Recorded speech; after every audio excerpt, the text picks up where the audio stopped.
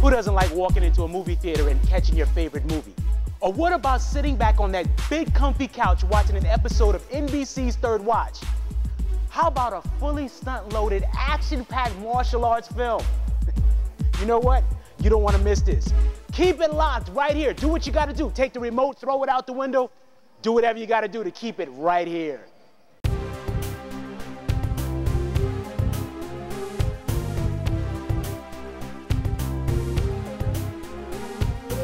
This is a level, the show to level. Your way of thinking about life eternal. Another message, and you can test it. And the set that it's going global. It's just a chance for you to see that there's more than what you see. There's new life abundantly. Yeah, it's the knowledge factory.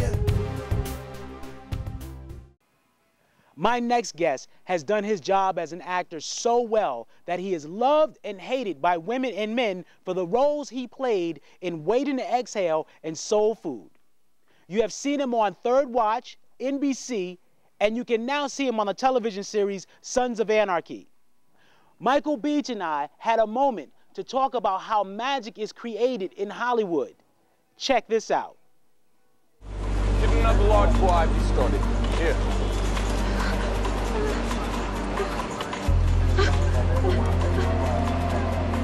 Don't worry about making it pretty. Just find the blood flash, advance, and then slide the needle out. Welcome back to the Knowledge Factory. I'm your host, Scottio Arnold, and we are here with my man, Mr. Michael Beach. Yo, Mike, what's up, man? What's going on, man? What's up with that big smile? You know, I got to do my thing, just like you know what I mean? Right? So, Mike, man, you know, man, you and I have been friends for a while, and I can say this firsthand that you are a very humble, generous, you know, a caring type of guy, man. Tell me, why is that so, brother? It's probably because of my greatness. I don't know, man. You know what? I'm just a,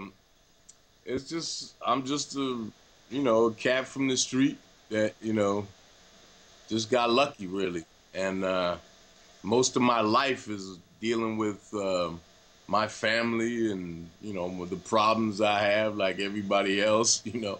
And just I just happen to be a guy that does movies and TV, but it doesn't define me. It's just what I do. Of course, I love it, and it means a lot to me, but it's not what my life is about, you know. It's just an aspect of my life.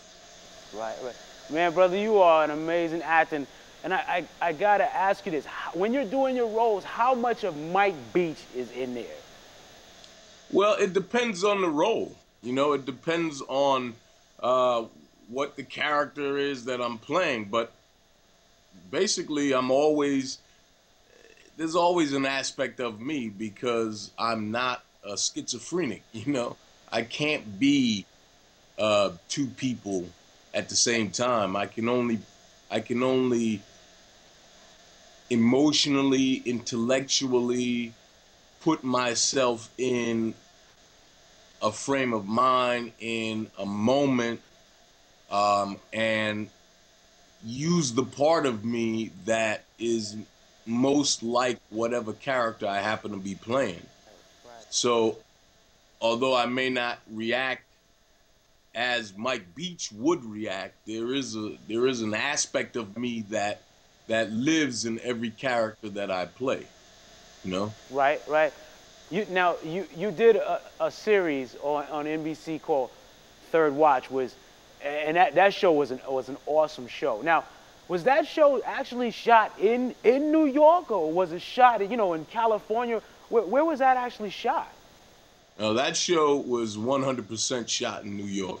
Oh, that must have been fun. Well, now, so you were living in New York, am I correct? Right. Went back to New York, you know, living and working there and going to the gym and, you know, all that stuff. That was a great time. And in shooting, early on in the first year, 90% of what we did was in practical locations. So we would always be out, we weren't in the studio. We'd always be out on the street, you know, down in Brooklyn, up in Harlem, You know, sometimes in central Manhattan.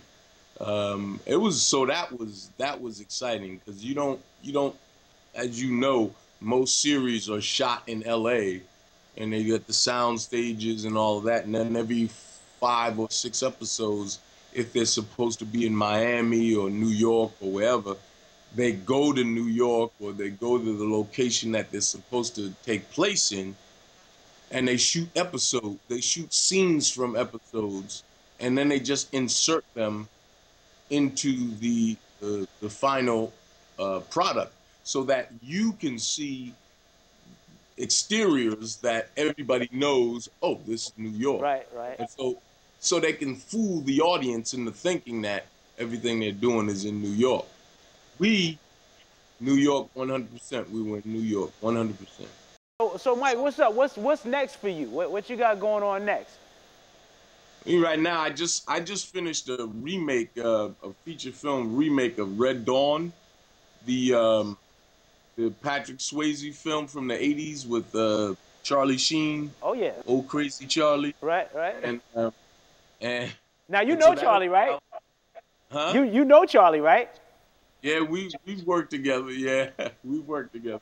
And so that'll be out in Thanksgiving 2010. And I'm actually, right now, I'm doing an episode of Lie to Me with Tim Roth.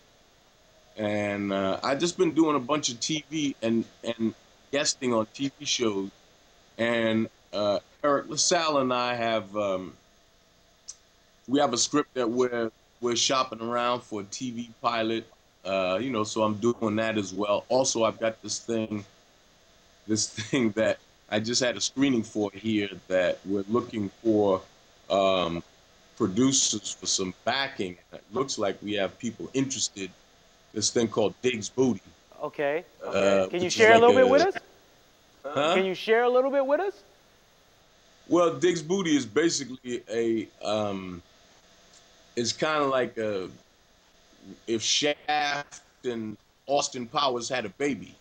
Okay. You know, you get this cat. You know, he's like a blaxploitation.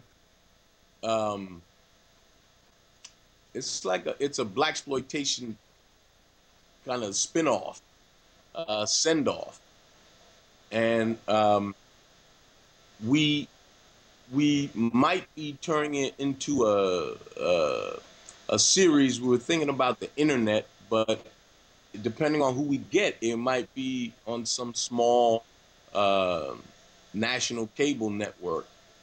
You know, it just depends. We've got a couple of meetings actually next week with some producers who were at the screening, who loved it and who want to see how far we can take it. So, well, we appreciate this, brother. We're not gonna hold you up. We know you gotta run. Yo, Mike, we appreciate you. Love you so much, brother. Definitely see you and talk to you later on, brother. I appreciate it. God bless you, man. Yeah, my pleasure, Scottio. You know, shoot, I do this for you, man. We go back. Thank you, brother. Love you, man. Talk to you later. All right, brother. All right.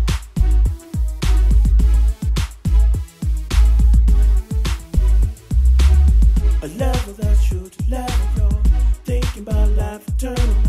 A message and you can test it and accept that it's going global. It's a chance for you to see that there's more than what you see. What are you looking at?